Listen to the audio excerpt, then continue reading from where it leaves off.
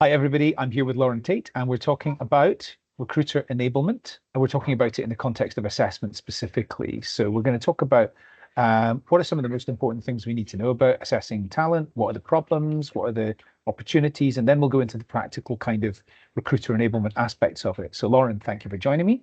No Good worries. to see you, and give us a quick introduction to you, first of all. Yeah, so I'm Lauren. I've worked within the talent acquisition space for coming up to 10 years now. I started my career actually within education. So I was supporting sixth form age students, writing their personal statements, their CVs, getting into work experience or trying to get into university. And it was within that I realized just how much the world is working against people when they're trying to stand out and be unique. Because even from, the age of 17 or 18, you're put into a box based on what you're studying, based on where in the country that you live, according to the level of education you receive. So actually, I was immediately put into that position of working with these young people to go, okay, well, how do you stand out? What makes you unique? What makes you different? And then that kind of spiraled my career moving into agency recruitment. I worked within the pharmaceutical industry, doing agency hires, but I was the internal recruiter. Again, really looking at how do you understand someone's true motivations to mean that they are a suitable fit to work in very, very fast-paced, high-pressure sales. Then I moved into the HR tech space and have worked within a couple of different European organizations in the startup space. And then that has led me to join AssessFirst. So it's kind of a funny full picture really, or full circle, because I've studied psychology. I've got my degree in psychology, but actually have experienced the reality of recruiting in a traditional sense, that has then led me to find a solution, I believe personally, to a lot of the issues we face, whether it's poor diversity, poor time to hire, poor candidate experience. And I am fully of the belief that actually assessments provides solutions to a lot of those problems. 100%, I agree. I don't know very much about assessment at all. So what are the most important things we need to be thinking about? I'm hiring for my business. How am I going to, I've got a good short list. Mhm. What do I now need to think about? Yeah. So uh, I actually never used assessments before joining AssessFirst. In the recruitment space, it's pretty new. Like recruitment agencies are just coming to really understand the value that assessments can bring in.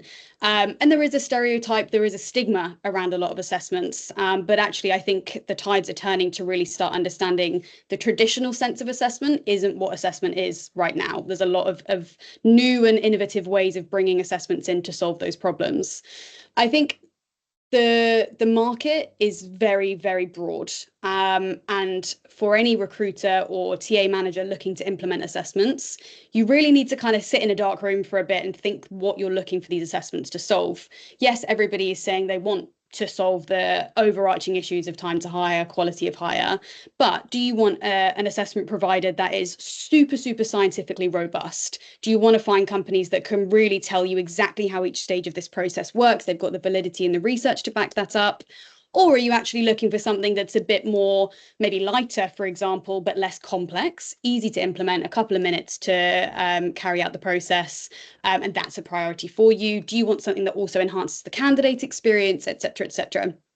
And I would say that if you come to any organization with that very kind of set list of criteria, they will be able to tell you whereabouts they fit and what they're prioritizing, in terms of their kind of offer and their unique selling point. So I think that's the first thing. Don't just go into the market saying you want an assessment solution, because lots of solutions will provide different expertise. Um, and then, yeah, so I think that's number one. I think the implementation of AI and algorithms is like a new area of assessments, which any company should be able to give you a very kind of in-depth insight into how they use that data. So don't be afraid to ask these questions. Anyone within the assessment space is obviously very highly tied to psychology and to science, and they should be very open in explaining how this all kind of works together, to meet your needs and your expectations. Okay. What are the like I mean, if I'm hiring a chief financial officer or I'm hiring people to work in my factory, um, there's very different things I'd probably need to be assessing these people on. What are the broad sort of ways that we should be thinking about segmenting this for different job types? So In the traditional sense, assessments would be used to look at things like verbal reasoning, numerical ability, numerical reasoning. Technical skills, of course, has its place for a lot of very technical roles. However, every single position that you hire for will benefit from examining personality alignment, motivational alignment, and decision making.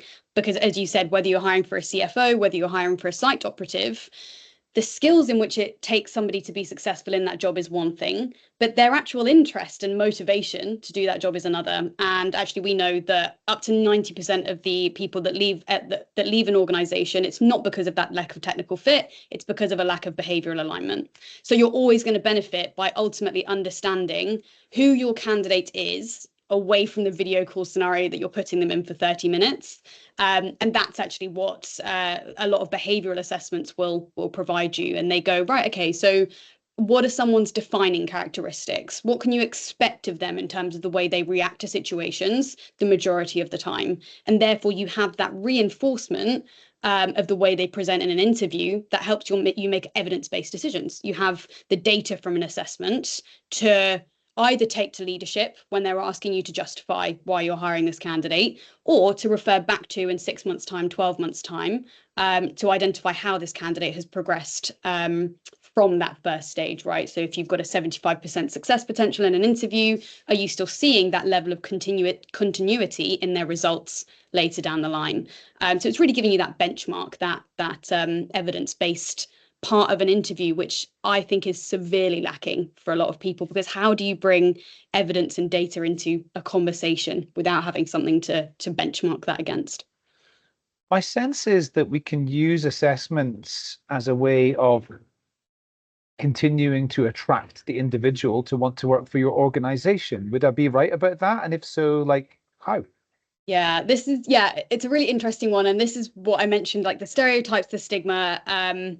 Lots of candidates they've been stung by having to do an assessment, and I've seen this myself where you get this assessment link in your inbox, you're taking it and you're like, this is stressful, I don't really see the relevance of this, these questions are really hard, it's not really taking into consideration any kind of neurodiversity. So people have one experience like that and they're like, oh god, this isn't this isn't what I want to see again.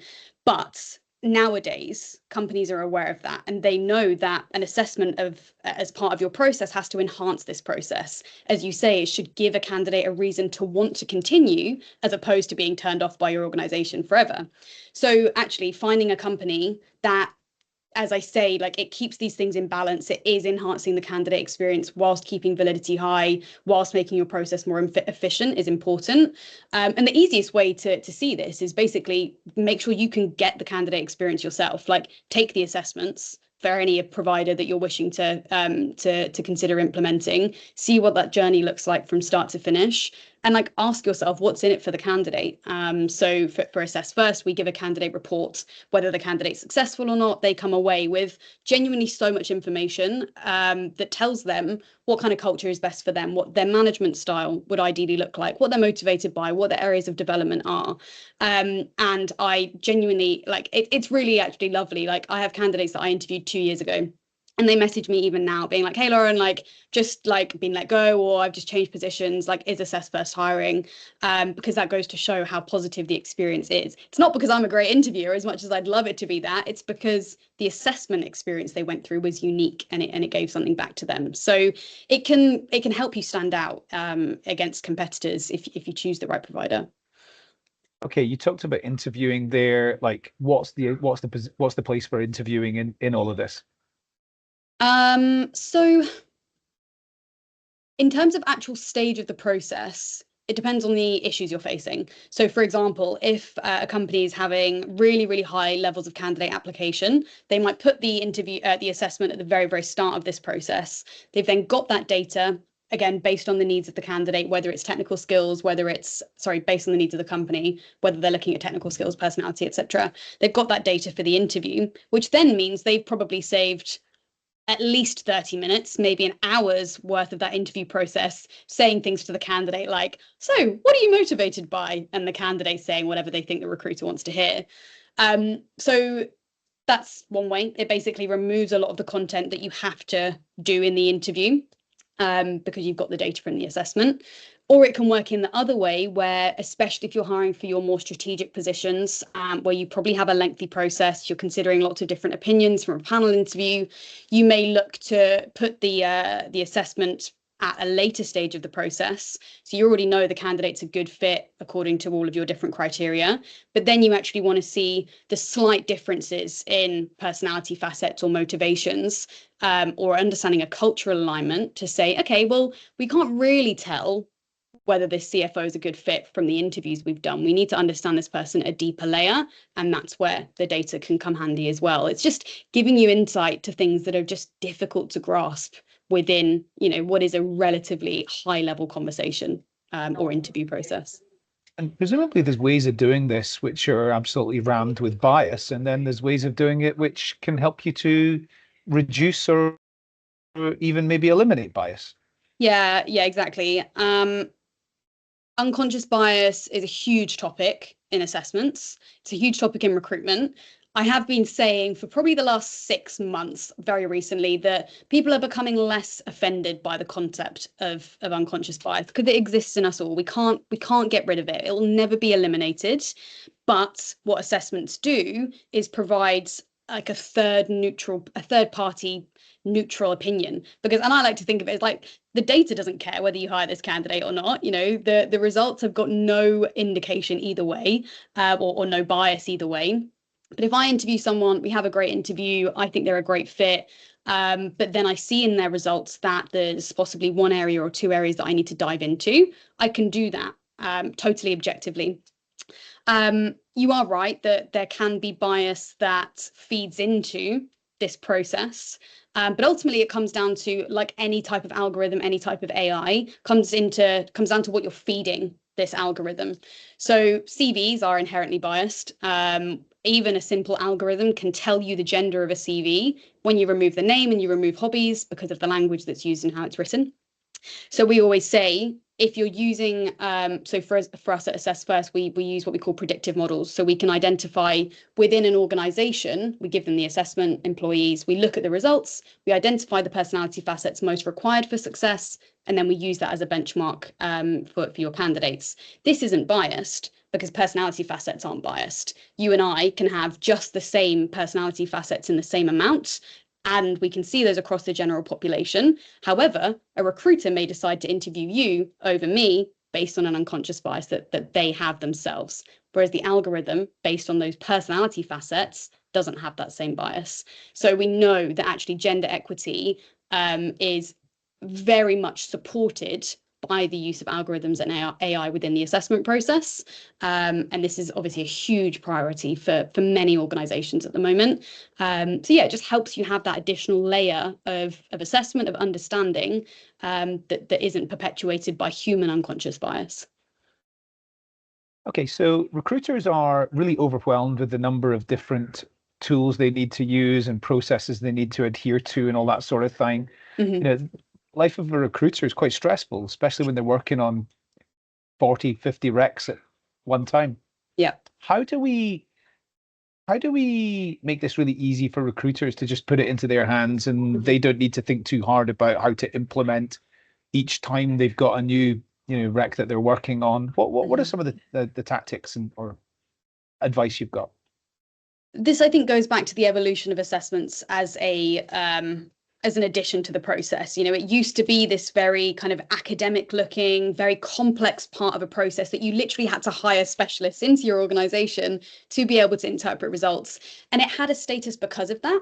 And it was given a lot of trust because of the way in which we added them to our process. Whereas nowadays it's the opposite. As you say, recruiters don't have the time, often don't have the budget to implement something like that. So a lot of assessments on the market today, are built with that in mind. They aren't using technical or psychological language. It's written in layman's terms. It's integrated with ATSs. It fits very nicely into a whole tech stack so that the data is literally accessible at the click of a button. So for me personally, I use AssessFirst through Team Taylor, which is our ATS. It immediately sends the assessment to candidates the second they apply. Their results are fed immediately into the ATS, so I can see which candidates score high. We set triggers up, etc., etc. So in terms of training, which actually I do a lot of training for our clients, it's super simplistic, done in a couple of hours, then it's integrated into the process and off they go. So it's really built with efficiency and implementation in mind, as opposed to anything too complex. Wonderful. Lauren, thank you so much for your time. I've learned a lot from you today. It's been really great. And I look forward to talking to you again soon. Yeah, amazing. Thanks so much for having me on, Adam.